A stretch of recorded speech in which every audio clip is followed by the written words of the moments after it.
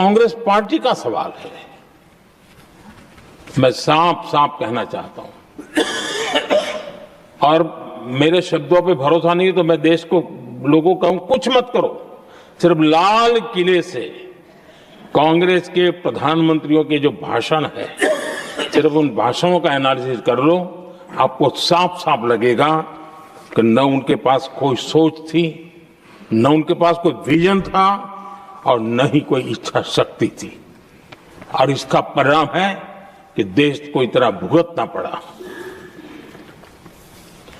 आदरणीय सभापति जी, मैं कोटि कोटि देशवासियों का आभारी हूं।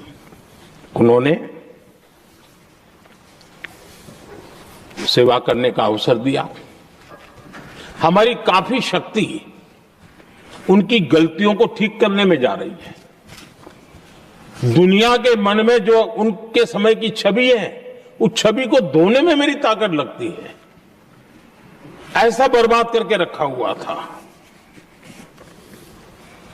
और इस काम के लिए हमने फ्यूचर रेडी पॉलिसीज पर बल दिया है।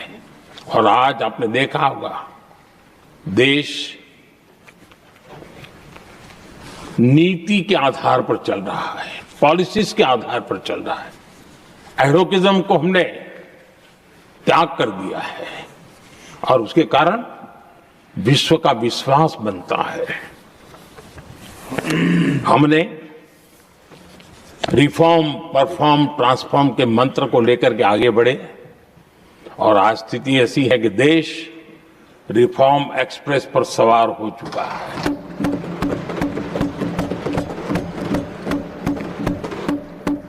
हमने स्ट्रक्चरल रिफॉर्म्स किए हैं, प्रोसेस से जुड़े रिफॉर्म्स किए हैं, पॉलिसीज में रिफॉर्म किए हैं।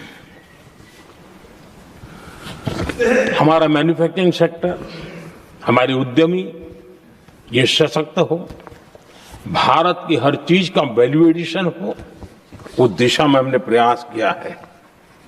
और मैं आज विश्वास के साथ कह सकता हूं, आज भारत विश्व के साथ स्पर्धा करने के लिए पूरी तरह तैयार है।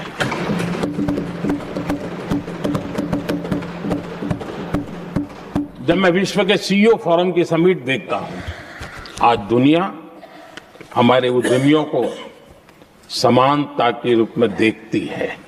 और जब पिछले दिनों सभी दलों के डेलीगेशन विश्व में गए थे, ये भाव उन्होंने भी अनुभव किया, और आकर के मुझे सभी दल के माननीय सांसदों ने अपने अनुभव बता रहे थे, बड़ा गर्व से कह रहे थे कि हाँ, बराबरी से बात हो रही है। ये हमारे लिए अपने आप में बात है।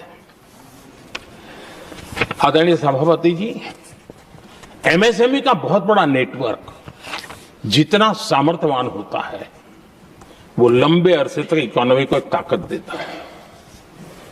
हमने उस दिशा में बल दिया, और हमने कई रिफॉर्म्स किए हैं। आज हमारे एमएसएमई नेटवर्क पर दुनिया का भरोसा बढ़ रहा है। बड़े बड़े, हो सकता है हम हवाई जहाज नहीं बनाते होंगे, लेकिन कई हवाई जहाज है जिसमें कई पुर्जे मेरे देश के छोटे छोटे एमएसएमई बना रहे हैं। आदरणीय सभापति जी, देश में हुए इन प्रयासों का नतीजा सबके सामने है। बड़े बड़े देश भारत के साथ व्यापारिक संबंध बनाने के लिए बहुत ही आतुर है। यूरोपीय संघ का ट्रेड डील हो, अमेरिका के साथ अभी अभी हुआ जो ट्रेड डील हो, और कल हमारे पीयूष जी ने सदन में विस्तृत जानकारी भी दी है, और पूरा विश्व खुल करके इस ट्रेड डील का तारीफ कर रहा है। और उसमें जब यूरोपियन यूनियन के साथ ट्रेड डील हुआ, तो विश्व को एक भरोसा हुआ कि अब वैश्विक स्तर पर स्थिरता की संभावना बढ़ेगी। अमेरिका के साथ ट्रेड डील होने के बाद विश्व को और भरोसा हो गया कि जो स्थिरता की एहसास हो रहा था, अब गति का भी एहसास होने लगा है। विश्व के लिए शुभ संकेत है। आदरणीय सभापति जी, इसका सबसे बड़ा लाभ हमारे देश के नौजवानों को होगा। और जब मैं नौजवान कहता हूं तो उसमें मध्यम वर्ग का भी नौजवान होता है, शहर का नौजवान भी होता है, गांव का नौजवान भी होता है, बेटा भी होती है, बेटी भी होती है। और इसलिए उसे टुकड़ों में न देखा जाए। मेरे देश के युवा के सामर्थ्य का हमें गौरव करना चाहिए और उनके लिए पूरा विश्व बाजार अब खुल चुका है। अब उनके लिए अवसर ही अवसर है। और मैं उनको कहता हूं, आइए दोस्तों, मैं आपके साथ कंधे से कंधा मिला करके खड़ा हूं। हिम्मत कीजिए, बढ़िए। देश आपके साथ खड़ा है और दुनिया आपका स्वागत करने के लिए इंतजार कर रही है। आदरणीय सभापति जी, जिस प्रकार से दुनिया में हमारे युवा प्रोफेशनल्स की मांग बढ़ रही है, इवन केयर गिवर्स की मांग बढ़ रही है, हर कोई मिलता है हमें इस प्रकार के लोग चाहिए। इस प्रकार कुछ लोग तो अपना स्पेशल ऑफिस यहां बना रहे हैं रिक्रूट करने के लिए, योग्य टैलेंट की खोज के लिए। इसका मतलब हुआ कि भारत के प्रोफेशनल्स के लिए भी विश्व में बहुत बड़े अवसर बन रहे हैं। आदरणीय सभापति जी, ये संसद का उच्च सदन ये एक प्रकार से राज्यों का प्रतिनिधित्व करता है। और जो चर्चा की बारीकियां मैंने देखी, मेरा मन कहता है कि थोड़ा स्तर इसका ऊपर होना चाहिए था। और वहां से तो ज्यादा होना चाहिए, वो तो कितने साल तक सरकारों में रहे हैं, वहां से जरा चर्चा का स्तर ऊंचा होना चाहिए था। लेकिन उन्होंने ये मौका भी गंवा दिया। देश उन पर कैसे भरोसा कर सकता है। आदरणीय सभापति जी, मैं कल एक माननीय सदस्य को सुन रहा था। यूं तो वो अपने आप को राजा कहलाने में बहुत गर्व करते हैं, लेकिन वे आर्थिक असमानता की चर्चा कर रहे थे। बताइए, जो खुद को राजा माने और वो आर्थिक असमानता की बात करे, सबको लगता है कि क्या यही देखने के बाकी रह गए थे क्या। आदरणीय सभापति जी, हमारे टीएमसी के साथियों ने काफी कुछ कहा। जरा खुद को अपने गरेबा में देखें। निर्मम सरकार पतन के जितने भी पैरामीटर्स हैं, उन सब पैरामीटर्स में नए नए रिकॉर्ड बनाते जा रहे हैं और यहां उपदेश दे रहे हैं। क्या हाल करके रखा हुआ है। ऐसी निर्मम सरकार से वहां के लोगों का भविष्य अंधकार के अंदर डूब रहा है, लेकिन उनको कोई परवाह नहीं है। सत्ता सुख के सिवाय कोई आकांक्षा नहीं, और वे यहां उपदेश देते हैं। घुसपैठ, दुनिया का समृद्ध से समृद्ध देश भी अपने यहां गैर कानूनी नागरिकों को बाहर निकाल रहा है। हमारे देश में घुसपैठियों को बचाने के लिए अदालतों को तब तक प्रेशर पैदा किया जा रहा है। मेरे देश का नौजवान कैसे ऐसे लोगों को माफ करेगा जो घुसपैठियों की वकालत करने के लिए ताकत लगा रहे हैं। और घुसपैठिए मेरे देश के नौजवानों के हक छीन रहे हैं, उनकी रोजी रोटी छीन रहे हैं, आदिवासियों की जमीन छीन रहे हैं। बेटे बेटियों के जिंदगी पर खतरे पैदा हो रहे हैं, लेकिन उनके लिए महिलाओं पर अत्याचार होते रहे। सत्ता नीति के सिवा कुछ करना नहीं, और वो यहां पर हमें उपदेश दे रहे हैं। और ऐसे चिंताजनक सभी विषयों पर आंखें मूंद करके बैठे हुए वो लोग हैं। एक हमारे माननीय सदस्य काफी कुछ बोल रहे थे। जिनकी पूरी सरकार शराब में डूब गई, जिनके शीश महल घर घर में नफरत का कारण बन गए, और शायद उनको ब्लैक शब्द ज्यादा पसंद है। हर एक अपना अपना एक भूतकाल होता है।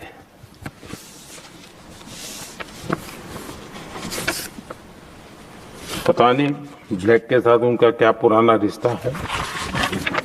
आदरणीय सभापति जी, ऐसे सभी साथियों से मैं आज जरूर कहूंगा, तुम कितना दुनिया को धोखा दोगे, तुम कितना दुनिया को धोखा दोगे। आईना देख लिया तो अपनी सच्चाई कहां छिपाओगे।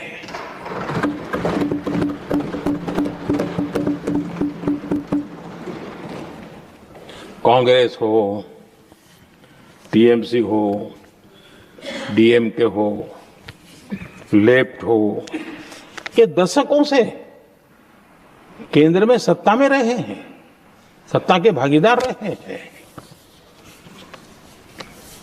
राज्यों में भी उनको सरकारें चलाने का अवसर मिला है, लेकिन उनकी पहचान क्या बनी है। आज डील की चर्चा होती है तो गौरव से कहते हैं, तब डील की चर्चा होती थी तो बॉफोर्स डील याद आता था। ये डील होते थे।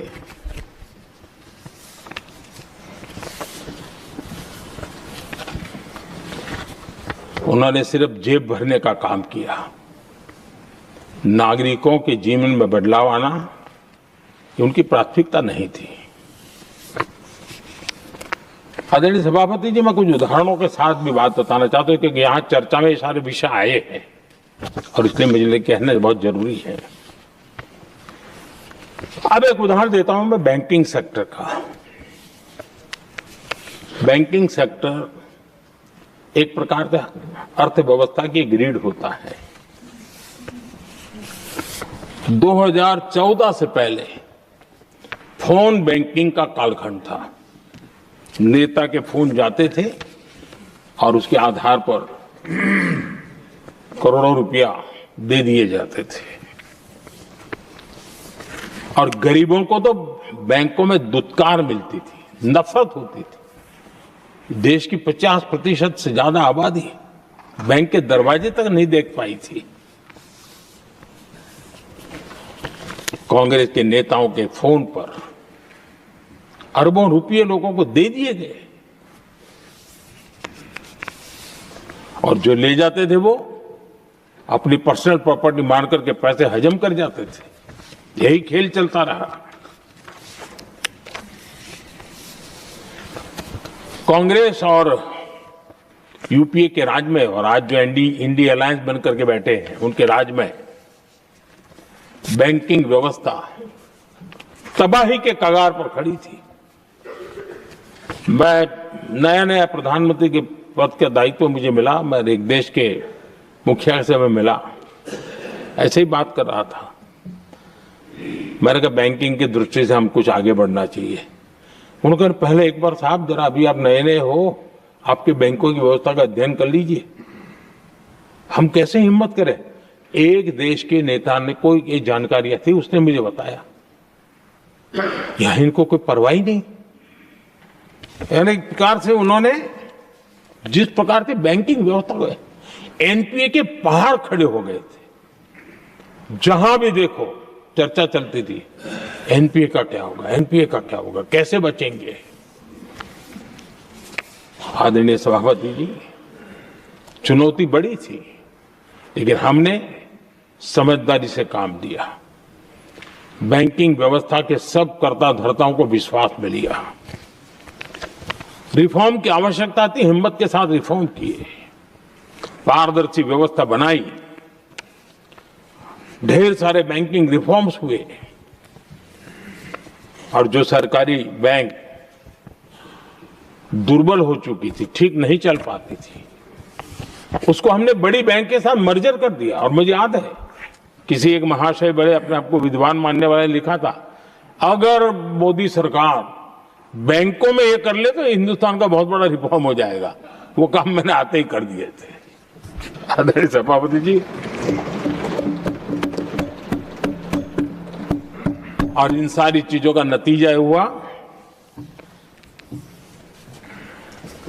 बैंकों में जो बीमारी घर कर गई थी, उस बीमारी से बैंकों को मुक्ति मिली। बैंकों का स्वास्थ्य सुधरा, लगातार सुधरा, अभी भी तेजी से आगे दौड़ रहे हैं। और बैंकिंग का जब स्वास्थ्य सुधरा तो लेन देन का कारोबार भी उनका बढ़ा, लोगों को पैसे मिलने लगे।